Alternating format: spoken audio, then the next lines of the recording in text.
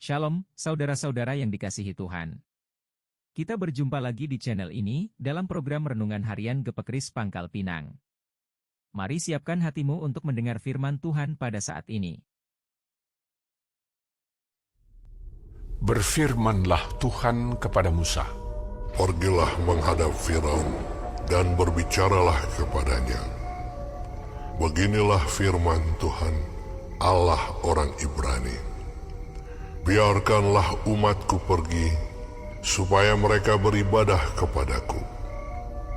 Sebab jika engkau menolak membiarkan mereka pergi, dan masih menahan mereka, maka ternakmu yang ada di padang, kuda, keledai, unta, lembu sapi, dan kambing domba, akan kena tulah Tuhan, yakni kena penyakit sampar yang dahsyat. Dan Tuhan akan membuat perbedaan antara ternak orang Israel dan ternak orang Mesir, sehingga tidak ada yang akan mati seekor pun dari segala ternak orang Israel. Selanjutnya Tuhan menentukan waktunya. Firman-Nya, Besoklah Tuhan akan melakukan hal itu di negeri ini. dan Tuhan melakukan hal itu keesokan harinya.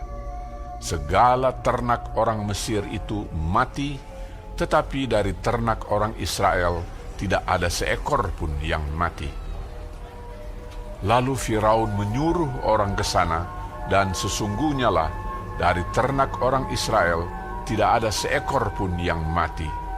Tetapi Firaun tetap berkeras hati dan tidak mau membiarkan bangsa itu pergi. Berfirmanlah Tuhan kepada Musa dan Harun. Ambillah jelaga dari dapur peleburan serangkup penuh, dan Musa harus menghamburkannya ke udara di depan mata Firaun. Maka jelaga itu akan menjadi debu meliputi seluruh tanah Mesir, dan akan menjadikan barah yang memecah sebagai gelembung pada manusia dan binatang di seluruh tanah Mesir. Lalu mereka mengambil jelaga dari dapur peleburan dan berdiri di depan Firaun. Kemudian Musa menghamburkannya ke udara, maka terjadilah barah yang memecah sebagai gelembung pada manusia dan binatang, sehingga ahli-ahli itu tidak dapat tetap berdiri di depan Musa karena barah-barah itu. Sebab ahli-ahli itu pun juga kena bara sama seperti semua orang Mesir. Tetapi Tuhan mengeraskan hati Firaun, sehingga ia tidak mendengarkan mereka, seperti yang telah difirmankan Tuhan kepada Musa. Berfirmanlah Tuhan kepada Musa.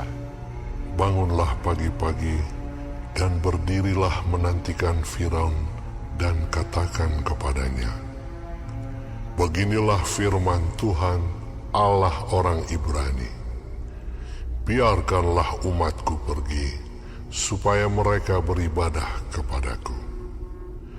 Sebab sekali ini aku akan melepaskan segala tulahku terhadap engkau sendiri, terhadap pegawai-pegawaimu dan terhadap rakyatmu, dengan maksud supaya engkau mengetahui bahwa tidak ada yang seperti aku di seluruh bumi. Bukankah sudah lama aku dapat mengacungkan tanganku untuk membunuh engkau dan rakyatmu dengan penyakit sampar, sehingga engkau terhapus dari atas bumi? Akan tetapi, inilah sebabnya aku membiarkan engkau hidup, yakni supaya memperlihatkan kepadamu kekuatanku, dan supaya namaku dimasyurkan di seluruh bumi. Engkau masih selalu menghalangi umatku, sehingga engkau tidak membiarkan mereka pergi. Sesungguhnya besok kira-kira waktu ini, Aku akan menurunkan hujan es yang sangat dahsyat, seperti yang belum pernah terjadi di Mesir sejak Mesir dijadikan sampai sekarang ini. Oleh sebab itu, ternakmu dan segala yang kau punyai di padang, suruhlah dibawa ke tempat yang aman. Semua orang dan segala hewan yang ada di padang dan tidak pulang berkumpul ke rumah akan ditimpa oleh hujan es itu sehingga mati. Maka siapa di antara para pegawai Firaun yang takut kepada firman Tuhan, menyuruh hamba-hambanya serta ternaknya lari ke rumah. Tetapi siapa yang tidak mengindahkan firman Tuhan, meninggalkan hamba-hambanya serta ternaknya di padang. Berfirmanlah Tuhan kepada Musa, Ulurkanlah tanganmu ke langit, supaya hujan es turun di seluruh tanah Mesir, menimpa manusia dan binatang, dan menimpa tumbuh-tumbuhan di padang di tanah Mesir. Lalu Musa mengulurkan tongkatnya ke langit, maka Tuhan mengadakan guruh dan hujan es, dan api pun menyambar ke bumi, dan Tuhan menurunkan hujan es meliputi tanah Mesir. Dan turunlah hujan es beserta api yang berkilat-kilat di tengah-tengah hujan es itu. Terlalu dahsyat, seperti yang belum pernah terjadi di seluruh negeri orang Mesir sejak mereka menjadi suatu bangsa. Hujan es itu menimpa binasa segala sesuatu yang ada di padang. Di seluruh tanah Mesir, dari manusia sampai binatang, juga segala tumbuh-tumbuhan di padang ditimpa binasa oleh hujan itu, dan segala pohon di padang ditumbangkannya. Hanya di tanah Goshen, tempat kediaman orang Israel, tidak ada turun hujan es. Lalu Firaun menyuruh memanggil Musa dan Harun, serta berkata kepada mereka, Aku telah berdosa sekali ini. Tuhan itu yang benar, tetapi aku dan rakyatkulah yang bersalah. Berdoalah kepada Tuhan. Guruh yang sangat dahsyat dan hujan es itu sudah cukup. Maka aku akan membiarkan kamu pergi. Tidak usah kamu tinggal lebih lama lagi. Dan berkatalah Musa kepadanya, Sekeluar aku dari kota ini, aku akan mengembangkan tanganku kepada Tuhan. Guruh akan berhenti dan hujan es tidak akan turun lagi, supaya engkau mengetahui bahwa bumi adalah milik Tuhan. Tetapi tentang engkau dan para pegawaimu, aku tahu bahwa kamu belum takut kepada Tuhan Allah.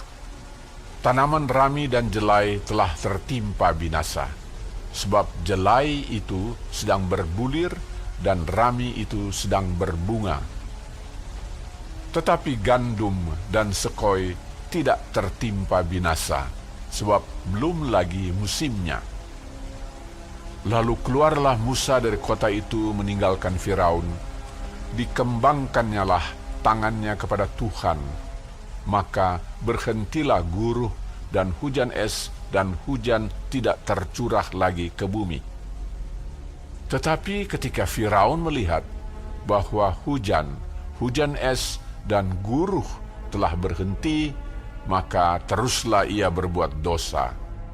Ia tetap berkeras hati, baik ia maupun para pegawainya. Berkeraslah hati Firaun, sehingga ia tidak membiarkan orang Israel pergi, seperti yang telah difirmankan Tuhan dengan perantaraan Musa. Dalam pasal 9 ini, ada 3 tulah yang diberikan Tuhan kepada Firaun dan bangsa Mesir. Itu karena Firaun masih berkeras hati. Yang diminta Musa hanyalah izin Firaun untuk membawa bangsa Israel melakukan perjalanan selama 3 hari ke suatu tempat, di mana mereka dapat beribadah kepada Tuhan. Dalam kisah ini, kita dapat melihat bahwa Tuhan telah membuat perbedaan antara umatnya dan bangsa Mesir. Begitu juga sama seperti sekarang ini, Tuhan membuat perbedaan antara umatnya dan orang-orang dunia. Meskipun demikian, dunia tidak ingin orang-orang beriman menjadi terlalu radikal sehingga ia menawarkan berbagai kompromi, persembahkan korban di negeri ini, jangan pergi terlalu jauh, jangan bawa anak-anakmu, dan jangan bawa harta milikmu untuk melayani Tuhan. Apakah akhir-akhir ini saudara digoyahkan oleh salah satu kompromi tersebut? Saudaraku, akibat Firaun tidak mau melepaskan umat Tuhan pergi, maka penghakiman-penghakiman Tuhan memorak-porandakan negeri itu. Tetapi Firaun tetap tidak mau menyerah. Firaun mengira bahwa sikapnya itu akan menunjukkan kehebatannya. Padahal, sebenarnya Tuhanlah yang memakai Firaun untuk menunjukkan kedaulatan Tuhan sendiri. Tuhan itu lebih besar daripada penguasa manapun juga, sehingga kita tidak pernah perlu takut. Yang menarik dalam pasal ini dituliskan bahwa Firaun melakukan pengakuan dosa. Tetapi pengakuan dosa Firaun tersebut tidaklah tulus. Dia hanya ingin agar Musa menghentikan tulah-tulah itu. Pengakuan dosa yang benar adalah meliputi penyesalan dan pertobatan. Dan itu akan ditandai dengan perubahan pikiran yang mengantar pada perubahan hidup. Bagaimana dengan dirimu? Bukankah setiap minggu engkau mengucapkan pengakuan dosa? Mari kita belajar untuk mengaku dosa dengan tulus dan benar di hadapan Tuhan. Amin. Tuhan Yesus memberkati.